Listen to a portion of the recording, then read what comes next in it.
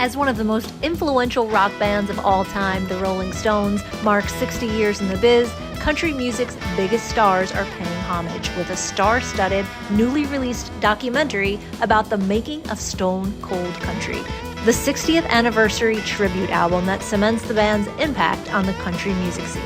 Created by country music powerhouse producer and director Robert Deaton, it includes performances by country greats Eric Church, Lainey Wilson, Zac Brown Band, Brooks and Dunn, Little Big Town, Marcus King, and more. We caught up with Deaton, who ensembled the talent, produced the album and the documentary, to hear all about it. We got the blessing, from Mick and Keith.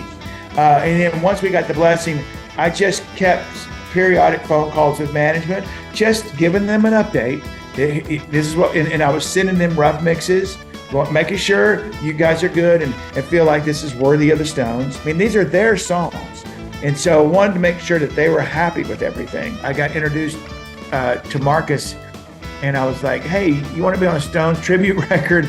And I knew immediately that it would be Can't You Hear Me Knocking. How I decided who was going to be on the record was I worked for 2 full weeks or more just listening to the Stones music.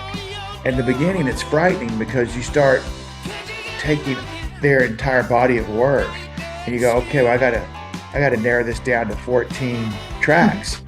It's like, how did you go about doing that? So I just started listening, and then I would start hearing artists with certain songs. Some of them were very fast, like Wild Horses. The minute I started listening to Wild Horses, I just knew Little Big Town would be perfect for that, with their harmonies in the chorus.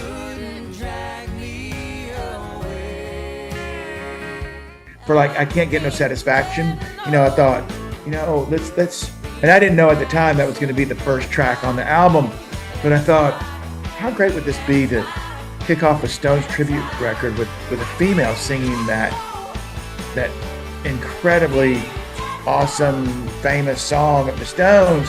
How great would it be for, Ashley McBryde, for her take? First of all, Ashley can sing anything. I thought she was a unique choice for that. Some of this stuff was like, it's a group effort, you know what I'm saying? So, and it's my job as the producer to be listening and to hear people.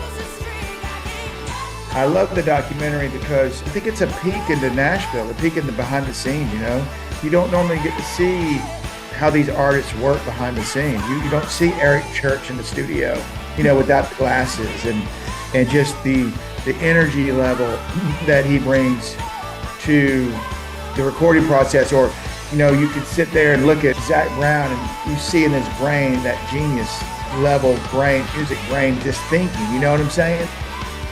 Every single one of these artists on here, they are who they are, and they're unapologetic about it.